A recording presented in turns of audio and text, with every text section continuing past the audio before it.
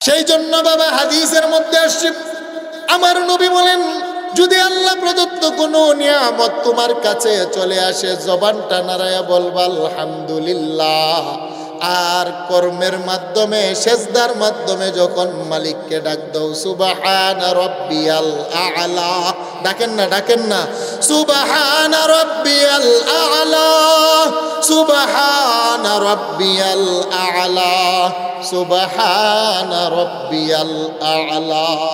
হে মালিক, তুমি পাক, তুমি পাক, তুমি পাক, তুমি সুবহান, তুমি পাক, আমি না পাক, আমার হাত না পাক, আমার জবান না পাক, আমার চক্ষু না পাক, আমার কলব না পাক, আমার দেহ না পাক, সুবহান রাব্বিয়াল আ'লা। মালিক তুমি সুবহান, তুমি পাক, তুমি পাক, তুমি পাক।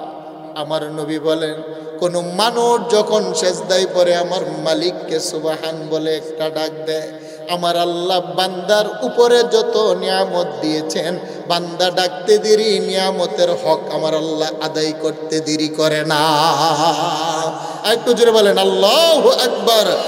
তাহলে বলেন সমস্ত প্রশংসার মালিককে? আল্লাহ বলেন, বান্দা কেন তোমার প্রশংসার মালিক তুমি জানো না? আরে বান্দা, তোমার জন্য জমিন বানাইলাম, এই জমিন আমি আল্লাহ বসবাসের জন্য নয়, তোমাদের জন্য। আকাশটা বানাইলাম তোমাদের জন্য, আকাশের মধ্যে সূর্য বানাইলাম তোমাদের জন্য। আলাম নাজআলিল আরদা মিহাদা, আল্লাহ বলেন বান্দারে, এই জমিনটাকে আমি আল্লাহ বিছানা বানাইলাম তোমাদের জন্য। সুবহানাল্লাহ কোন। জমিন বানানোর পরে জমিনের মধ্যে নড়াচড়া ছিল, যদি জমিন নড়ে তাহলে তোমরা বসবাস করতে পারবে না। জমিনের নড়াচড়া বন্ধ করার জন্য আমি মালিক না ওয়াল জিবালা আওতাদা, পৃথিবীর মধ্যে বড় বড় পাথরের পাহাড় বানাইলাম, কয়লার পাহাড় বানাইলাম, মাটির পাহাড় বানাইলাম, বড় বড় পাহাড় বানিয়ে পেরাগের মতো আমি আল্লাহ জমিনের মধ্যে গেঁথে দিলাম। পাথরগুলো গেঁথে দেওয়ার কারণে জমিন স্থির হয়ে যায়।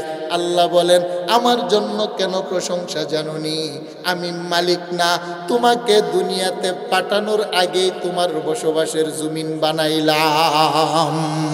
সেই জন্য বলেন প্রশংসার মালিক একমাত্র কে?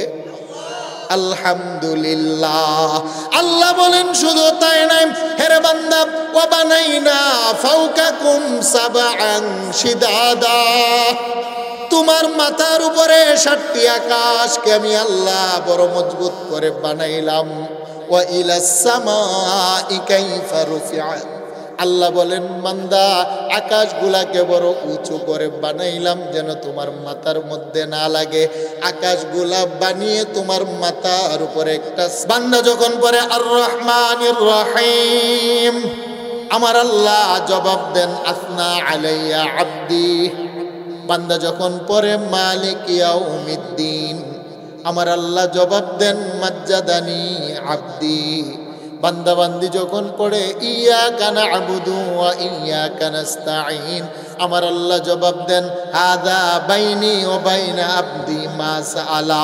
হি চাকাজদার মুলকে ও আম্বাজনে কওলে ও রা লাহনে নয়া আওয়াজনে। আমাদের মতো যেহেতু আমার আল্লাহর কণ্ঠ নাই, সেই জন্য আল্লাহর আওয়াজটা আমরা শুনতে পাই না, কিন্তু আল্লাহ যে কথা বলে এটা সত্য না মিথ্যা? আরেকটু জুড়ে বলেন, কথা বলে কি বলে না? আল্লাহ বলেন আলহামদুলিল্লাহি রাব্বিল আলামিন। হেরে বান্দা, তোমার জীবনে লেখনির মাধ্যমে যত প্রশংসা হতে পারে সেটার মালিক আমি আল্লাহ। কথার মাধ্যমে যত প্রশংসা হতে পারে সেটার মালিক আমি আল্লাহ।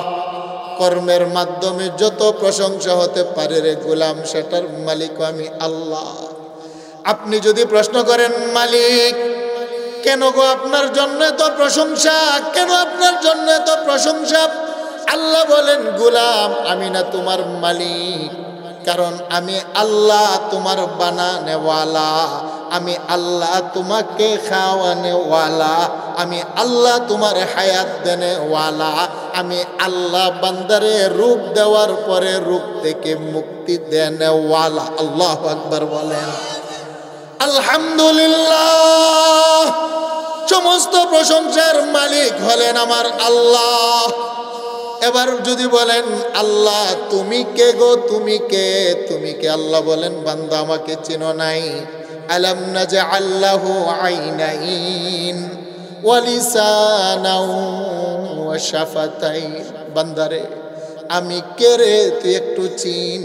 তুই যে দুইটা নয়ন দিয়া গোটা জগৎটারে দেখস, তোর দুইটা নয়নের মালিক হলাম আমি আল্লাহ। আল্লাহ এরে বান্দা আমি কে, আমি কে? আলাম নাজআল লাহু আইনাইন। আমি মালিকের জন্য কেন প্রশংসা জানুনি? আমি আল্লাহ কি গোটা জগৎরা দেখার জন্য তোমাকে দুইটা চক্ষু দেই নাই? আল্লাহু আকবার বলেন। বলেন আমাদের দুইটা চোখ দিলেন কে? ওয়া লিসানাও ওয়া শাফাতাইন। আল্লাহ বলেন বান্দা এই জবান দিয়ে আমার প্রশংসা কেন করবা জানোনি? আমি আল্লাহ কি তোমাকে কথা বলার জন্য একটা জিহ্বা দেই নাই? আল্লাহ বলেন শুধু জিহ্বাই নয়, কথা বলাই নয়, তোমার জিহ্বার ভিতরে স্বাদ গ্রহণ করার ক্ষমতাটাও আমি আল্লাহই দিয়েছি। আলাম নাজআল লাহু আইনাইন। আল্লাহ বলেন বান্দা আমার জন্য কেন প্রশংসা জানোনি? আমি আল্লাহ তোমাকে দেখার জন্য দুইটা নয়ন দিলাম। আমার দুইটা নয়ন দিয়ে গোটা জগৎটাকে তুমি দেখো রে বান্দা। কোনটা লাল, কোনটা কালো, কোনটা সাদা, কোনটা হলুদ, এই রং বেরঙ্গের আমার দুনিয়াটা দেখার জন্য তোমাকে দুইটা পাওয়ারফুল ক্যামেরা দিলাম। পৃথিবীর সবচাইতে বড় পাওয়ারফুল ক্যামেরা হলাম মানুষের চক্ষু। আল্লাহ বলেন তোমাকে পাওয়ারফুল দুইটা চোখ দিলাম। এই চোখ একসাথে 10 লক্ষ কালারকে ক্যাপচার করার মতো ক্ষমতা আছে। সুবহানাল্লাহ। পৃথিবীর কোন দামি ক্যামেরা 10 লক্ষ কালারকে ক্যাপচার করতে পারে না। আমার আল্লাহ যে আমাদের চেহারার মধ্যে দুইটা নয়ন দিলেন, এই দুইটা চক্ষু দিয়ে 10 লক্ষ কালারকে ক্যাপচার করা যায়। আমার আল্লাহ চোখের হেফাজতের জন্য চোখের মনির উপরে একটা পর্দা বসাইলেন। চোখের ভিতরে যেন আচমকা ধুলবালু না পড়ে, চোখের পাতার উপরে আমার আল্লাহ পাপড়ি বসাইলেন। সূর্যের কিরণ লাগলে আমার চোখ যেন নষ্ট না হয়, আমার মালিক চোখের উপরে আমার আল্লাহ ব্রু দিলেন। চোখের ভিতরে ধুলোবালু পড়লে যেন পরিষ্কার হয়। চোখের পাতার নিচে ছোট্ট একটা মাংস পিণ্ডুলি বসাইলেন। মাংস পিণ্ডুলি থেকে আমার আল্লাহ পানি বের করেন। পানি। সুবহানাল্লাহ বলেন। আলহামদুলিল্লাহ। সমস্ত প্রশংসা আমার আল্লাহর জন্য, যেহেতু তিনি গোটা জগৎ দেখার জন্য দুইটা নয়ন দিলেন। আমার জনম দুঃখিনী মার মায়াবী চেহারাটা আমি নয়ন দিয়া দেখি। আমার আব্বাজানের মায়াবী চেহারাটা আমি 2 নয়ন দিয়ে দেখি। আমার আদরের কলিজার টুকরা সন্তানগুলোর কুচি চেহারাটা আমি 2 নয়ন দিয়ে দেখি।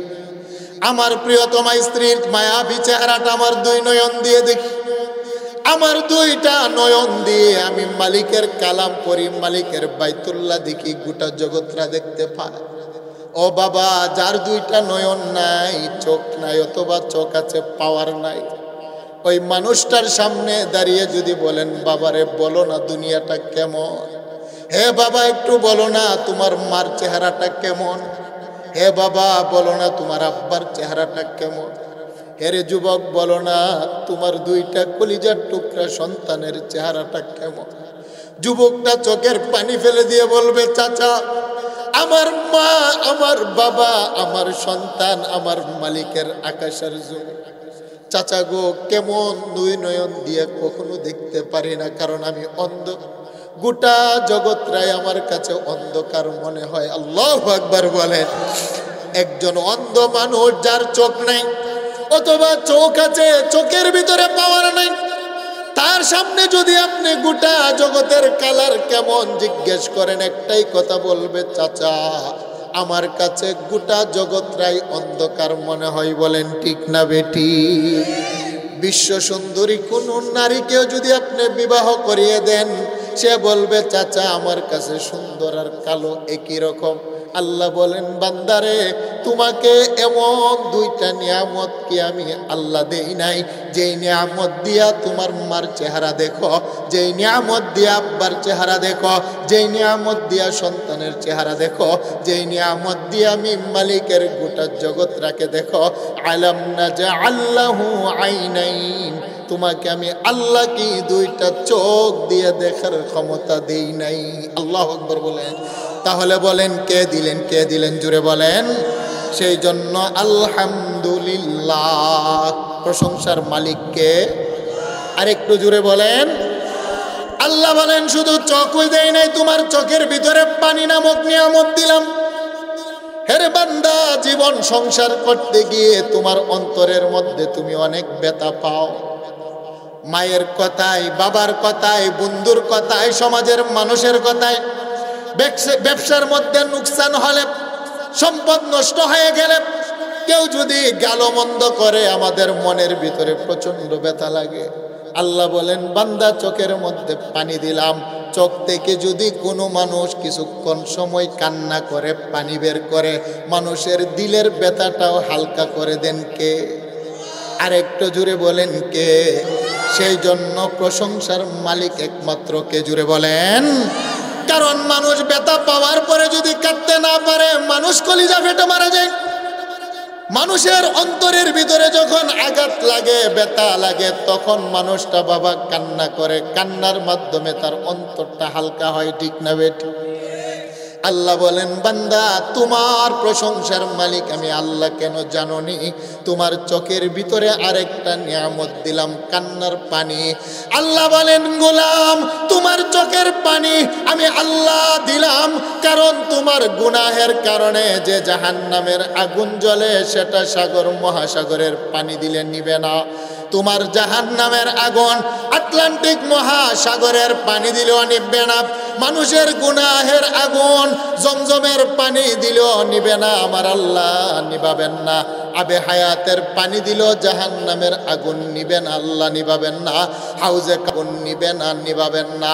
আইনুন বাকাত মিন খাশিয়াতিল্লাহ, আমার নবী বলেন বান্দার চোখের ভিতরে যে কান্না নামক পানি আছে রে, কোনো মানুষ গুনাহ করার পরে আল্লাহর দরবারে যদি গুনার কথা স্মরণ করে, চোখ থেকে 2 ফোঁটা পানি ফেলে, বান্দার চোখের 2 ফোঁটা পানি দিয়ে আমার আল্লাহ বান্দার জাহান্নামের আগুনটাকে আমার আল্লাহ বন্ধ করে দেন।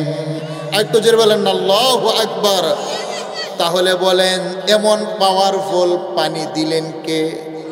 তাহলে প্রশংসার মালিকও কে? আল্লাহ এটাই শিক্ষা দিলেন আলহামদুলিল্লাহ। আল্লাহু আকবার বলেন।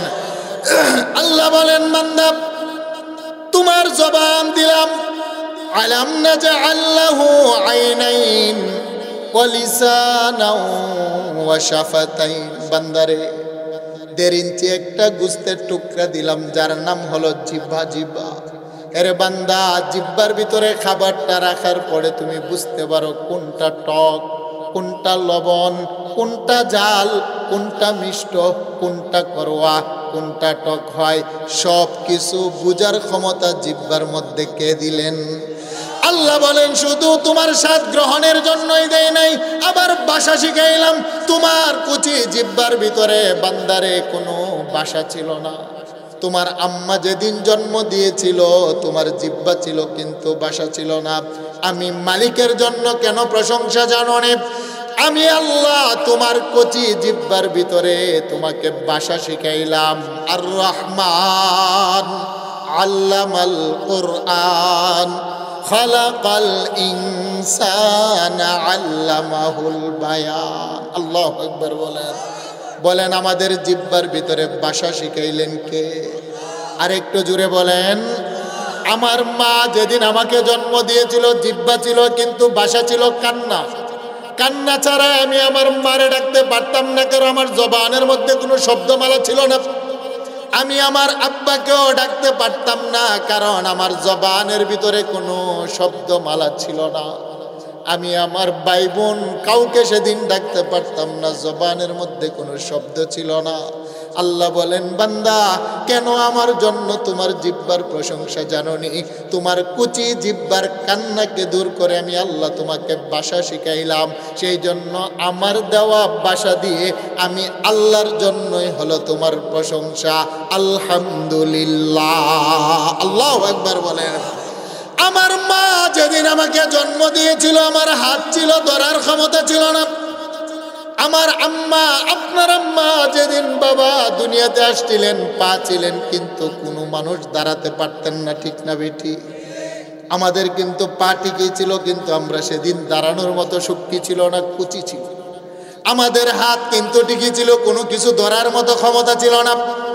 আমাদের জবান ছিল, জবানের ভিতরে কোনো ভাষা ছিল না। আমার দেমাগ ছিল, কিন্তু দেমাগ দিয়ে বুঝাইবার মতো সে পাওয়ার আর ক্ষমতা ছিল না। আমার দেহ ছিল, দেহের মধ্যে বাবা সেই শক্তি আর ক্ষমতা ছিল না।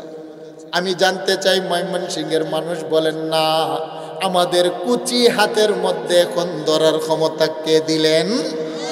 আমাদের দুইটা কুচি পায়ের মধ্যে হাঁটার ক্ষমতা কে দিলেন? আমাদের কুচি জিহ্বার ভিতরে ডাকার মতো শব্দমালাকে শিখাইলেন?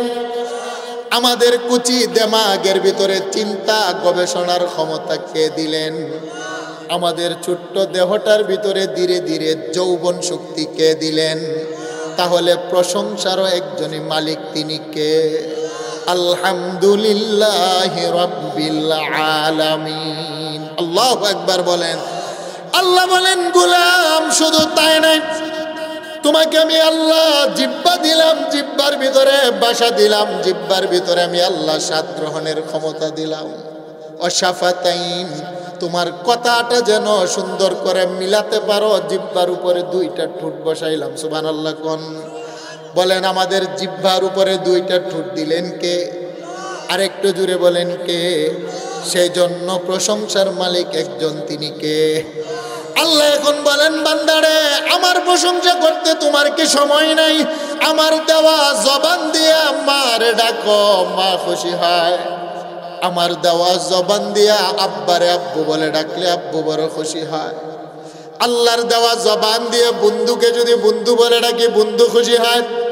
আমার মালিকের দেওয়া জবান দিয়ে প্রিয়তমা স্ত্রীকে যদি ডাকি আদর আর সোহাগ দিয়ে, আমার স্ত্রী বড় খুশি হয়। আমার ছোট্ট বাচ্চাটাও যদি আমাকে আব্বু বলে ডাকে, আমারও বড় মায়া লাগে, খুশি হয়। আল্লাহ বলেন, বান্দারে মা গাররাকা বিরাব্বিকাল কারীম, তোমার কুচি জিহ্বার ভিতরে ভাষাটা আমি আল্লাহ শিখাইলাম। আমার দেওয়া জবানার ভাষা দিয়ে এখন কি আমাকে ডাকতে পারো না? হেরে বান্দা, মা যতটা না খুশি হয়, আব্বা যতটা না খুশি হয়, বন্ধু বান্ধবকে ডাকলে যতটা না খুশি হই রে গোলাম, আমি মালিকের জবান দিয়ে আমাকে যদি আল্লাহ বলে একটা ডাক দাও, তোমার মা বাবার চাইতে তোমার জবানের ভাষাটা শুনে আমি আল্লাহ 70 গুণ বেশি খুশি হয়ে যায়। সেই জন্য আল্লাহ বলেন, গোলাম নামাজের মধ্যে দাঁড়িয়ে আমার প্রশংসাটা আগে করো আমার জবান দিয়ে, আলহামদুলিল্লাহ। আল্লাহু আকবার বলেন। সকলে পড়েন না আলহামদুলিল্লাহ। তাহলে বলেন, সমস্ত প্রশংসার মালিককে? আরেকটু জুড়ে বলেন।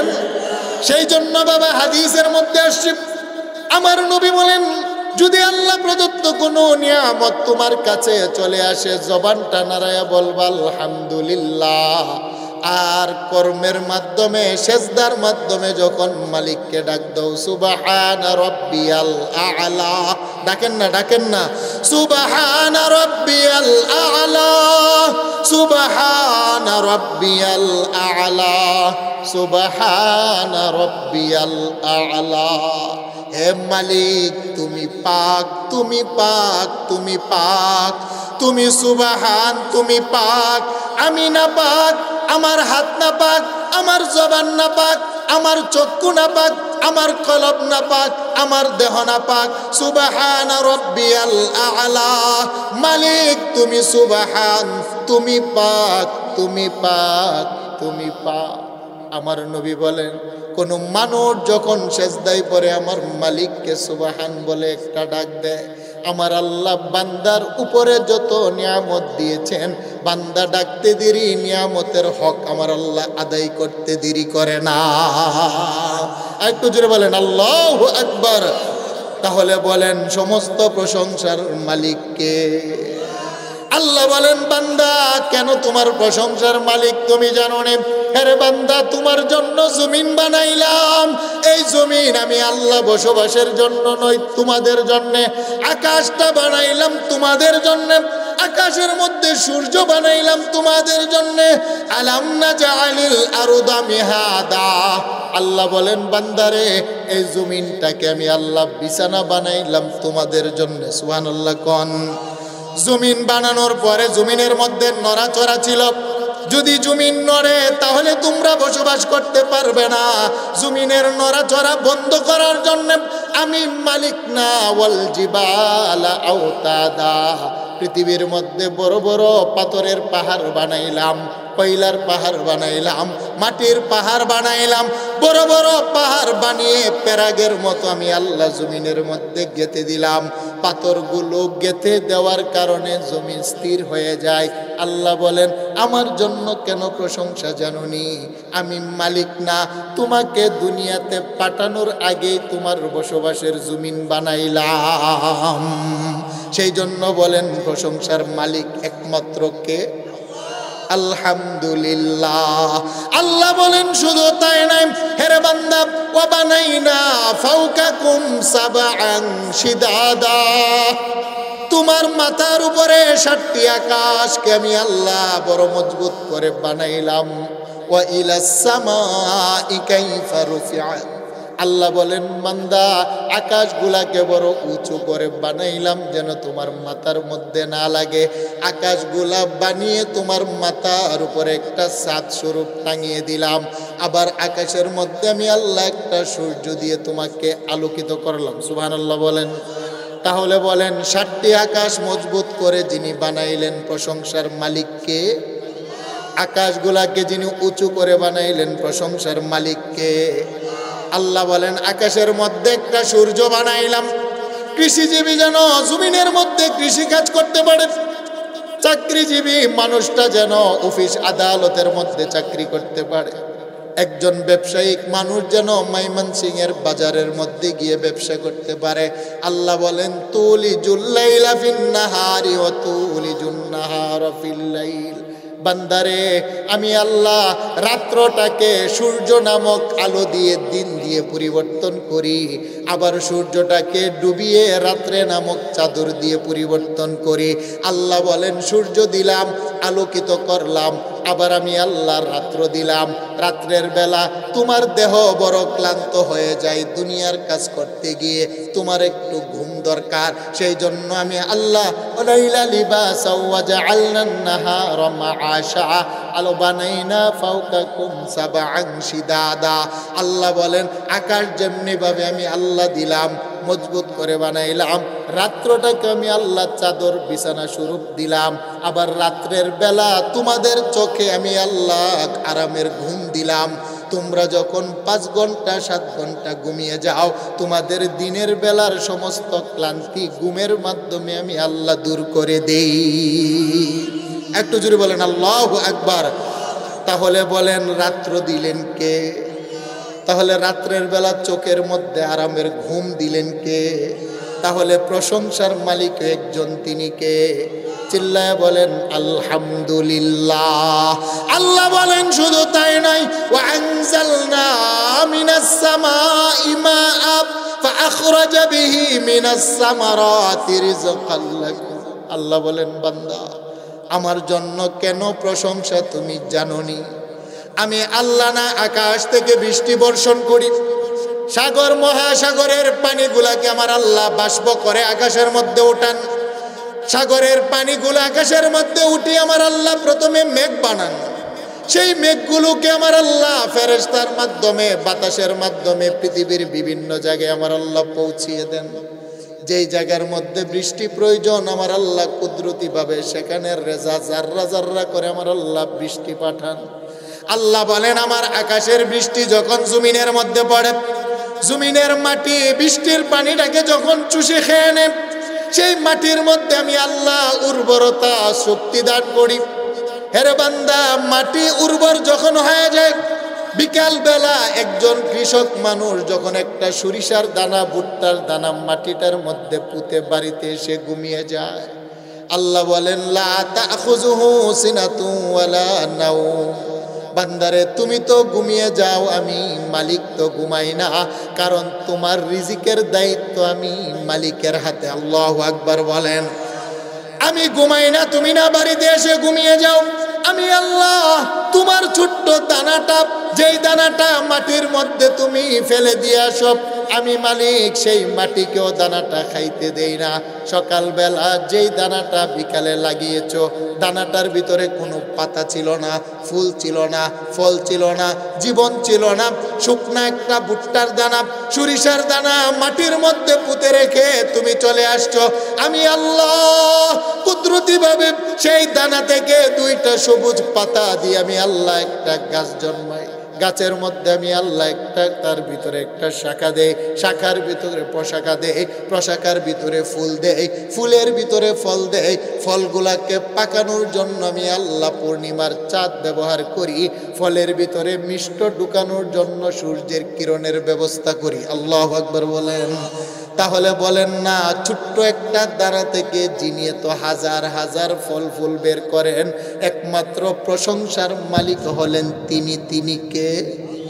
আরেকটু জোরে বলেন আলহামদুলিল্লাহ। আল্লাহু আকবার বলেন। আল্লাহ বলেন, বান্দা আমি কেন তোমার প্রশংসার এত মালিক জানোনি? তোমাকেও তো আমি আল্লাহ বানাইলাম। সুবহানাল্লাহ কোন। আরে তোমার কোনো অস্তিত্ব ছিল না, তোমার কোনো নাম ছিল না, তুমি ছিলে নাপাক পানি। নাপাক পানি, এমন নাপাক পানি যেই নাপাক পানিটা আব্বার কাপড়ে লাগলে আব্বার কাপড় নাপাক হয়, মায়ের দেহে লাগলে কাপড়ে লাগলে মায়ের কাপড়ও নাপাক হয়। আরে বান্দা, তোমার কোনো নাম নিশানা ছিল না, পৃথিবীতে যে আসবে আমি আল্লাহ সেখান থেকে তোমাকে বানাইলাম।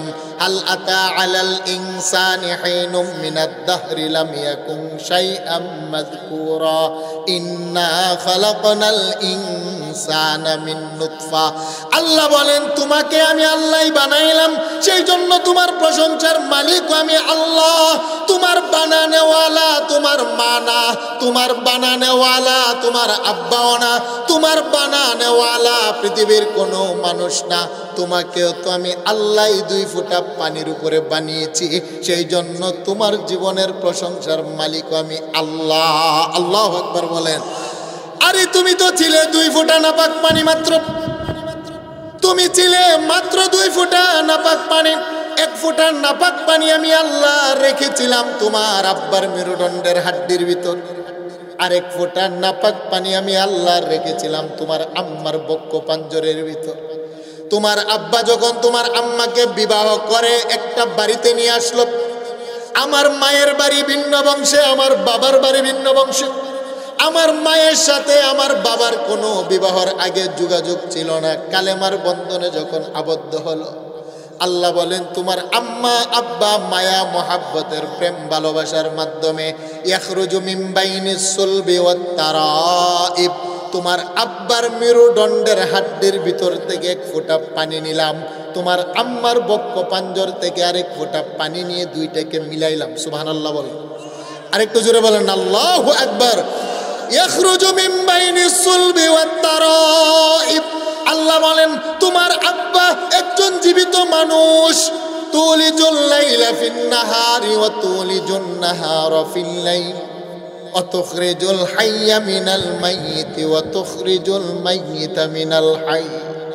আমি আল্লাহ নাম মরা থেকে জীবিত বের করি, আমি আল্লাহ জীবিত থেকে মরা বের করি। তোমার আব্বা একজন জীবন্ত পুরুষ, জীবন্ত পুরুষের মেরুদণ্ড থেকে মৃত এক ফোঁটা নাপাক পানি বের করলাম। তোমার আম্মা একজন জীবন্ত নারী, জীবন্ত নারীর বক্ষ পাঞ্জর থেকে এক ফোঁটা মৃত পানি বের করলাম।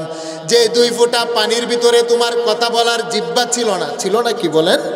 যেই নাপাক পানির ভিতরে দেখার মতো তোমার চোখ ছিল না, যেই নাপাক পানির ভিতরে ধরার মতো হাত ছিল না, যেই নাপাক পানির ভিতরে বলার মতো ভাষা ছিল না, যেই নাপাক পানির ভিতরে চিন্তা গবেষণার মতো তোমার দেমাগ ছিল না। ইয়াখরুজু মিন বাইনিস সুলবি ওয়াত তারাইব, আল্লাহ বলেন আম্মার শুক্রাণু, আব্বার শুক্রাণু, মায়ের ডিম্বাণু, 2 ফোঁটা নাপাক পানির একসাথে মিলাইয়া আমি মালিক কি করলাম জানুনি?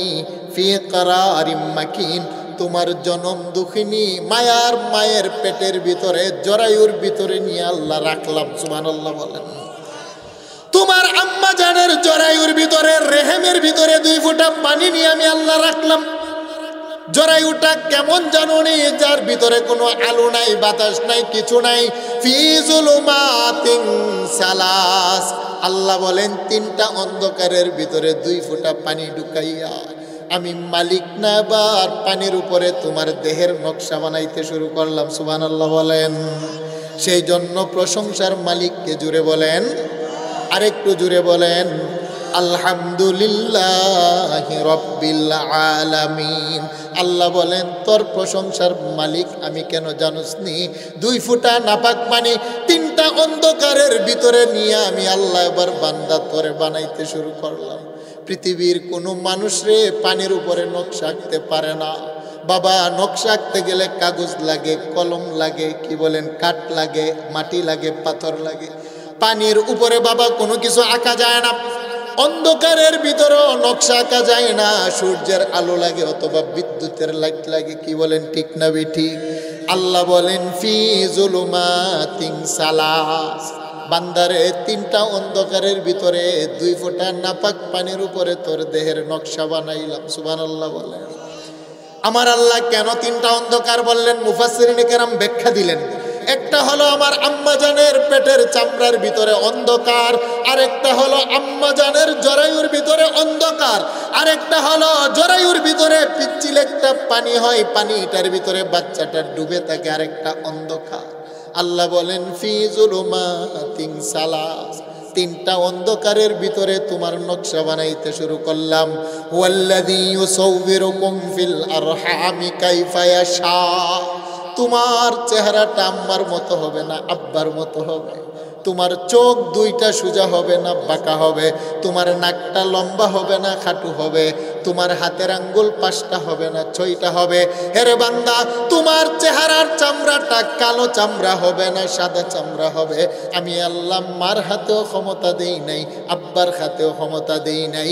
ওয়াল্লাযী ইউসাউবিরুকুম ফিল আরহামি কাইফা ইয়াশা, তোমার আম্মা জানের রেহেমের 3টা অন্ধকারের ভিতরে রেখে আমি মালিক আমার পছন্দ অনুযায়ী তোমাকে বানিয়েছি। একটু জোরে বলেন আল্লাহু আকবার। তাহলে বলেন প্রশংসার একমাত্র মালিককে। আরেকটু জোরে বলেন। ময়মনসিংহের মানুষ, আমি জানতে চাই আমার চেহারাটা আমার আম্মা রাত্রেবেলা শুয়ে শুয়ে বানাইছেন? মনে হয় আপনার চেহারা বানাইছেন। ও আম্মা আব্বা পরামর্শ করছে যে আমার বড় ছেলের চেহারাটা হবে সুন্দর, ছোট ছেলের চেহারাটা হবে কালো, মেজু ছেলের চেহারাটা হবে লম্বা। আম্মা আব্বা পরামর্শ করে বানাইছেন। আরেকটু জুড়ে বলেন কে বানাইলেন? আরেকটু জুড়ে বলেন কে বানাইলেন? তাহলে আল্লাহ যদি বানান তাহলে এক ভাইয়ের চেহারা সুন্দর, আরেক ভাইয়ের চেহারা কালো কেন? আল্লাহ যদি বানিয়ে থাকেন তাহলে 4 ভাই বাবার 4 ছেলে, এক ছেলের চেহারা বড় সুন্দর, আরেক ছেলের চেহারা হলো একদম কচকচে কালো, কি বলেন, আছে না নাই? এক ভাইয়ের নাক বড় সুন্দর লম্বা, দেখতেই মনে চায় সারাদিন তাকিয়ে থাকেন, সুন্দর চেহারা।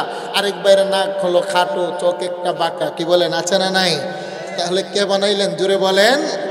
এখন আপনি যদি আল্লাহকে প্রশ্ন করেন, মালিক আমার পাশের বাড়ির ছেলেটার চেহারাটা বড় সুন্দর, সবাই তাকে মায়া করে, আমি কি এমন অপরাধ করলাম? তুমি কেন মায়ের অন্ধকারে আমাকে কালো কইরা বানাইছো? আল্লাহ জবাব দেন, সুবহানাল্লাহ বলেন। আল্লাহ বলেন ওয়াত্তিন ওয়াজ্জাইতুন ওয়া তুরি সিনিন ওয়া হাদাল বালাদিল আমিন। আল্লাহ বলেন বান্দারে আমাকে তুমি প্রশ্ন করো কেন কালো করে বানাইলাম, মন খারাপ। আল্লাহ বলেন বান্দা ওয়াত্তিন, 3-এর কসম, ওয়াজ্জাইতুন, আল্লাহ বলেন জাইতুনের কসম, ওয়া তুরি সিনিন, আল্লাহ বলেন তুর পর্বতমালার কসম, ওয়া হাদাল বালাদিল আমিন, আল্লাহ বলেন মক্কা নগরীর কসম। কসম কসম কসম কসম, আমার আরশের মালিক বান্দাকে সান্ত্বনা দিতে গিয়ে 4টা কসম খায়া বলেন, বান্দারে তোর নাক মোটা, ঠোঁট মোটা, চেহারা কালো, তোর মন খারাপ করবি না। লাকাদ খালাকনাল ইনসানা ফি আহসানি তাকওয়িম, তোর কালো চামড়ার চেহারাটার কারিগর না হলাম আমি আল্লাহ। আমি কারিগরের কাছে তোর চেহারাটা যেমন দেখতে মায়া লাগে রে, আমি মালিক এমন মায়া করে তোরে বানাইলাম। দুনিয়ার মানুষের কাছে যদিও তোর কালো চামড়াটা সুন্দর না লাগে, আমি কারিগর কসম খাইয়া বলি, আমি আল্লাহ কারিগরের কাছে তোর কালো চামড়াটা আমার আরশ আজিমের চাইতে বড় সুন্দর। আরেকটু জোরে বলেন আল্লাহু আকবার। বান্দারে আমি চামড়া দেখে বিচার করি না, আমার কাছে চামড়ার কোনো দাম নেই, আমার কাছে বংশের কোনো দাম নাই, আমার কাছে ক্ষমতার কোনো দাম নাই, আমার কাছে সম্পদের কোনো দাম নাই। কারণ যদি আমার আল্লাহ চামড়া দেখে বিচার করতেন, হাফসার গুলাম কালো বেলাল আমার নবীর মুয়াজ্জিন হতেন না। বলেন ঠিক না বেঠিক? একটু জোরে বলেন না ঠিক না বেঠিক? যেদিন মক্কা বিজয় হয়ে যায়, গভীর মনোযোগ, মক্কা বিজয়ের দিন আমার রাসূল মক্কা বিজয়ের পতাকা নিয়ে মক্কাতে প্রবেশ করলেন। আমার নবীজি বেলালকে খুঁজে নাই না, বেলাল বেলাল কোথায় রে?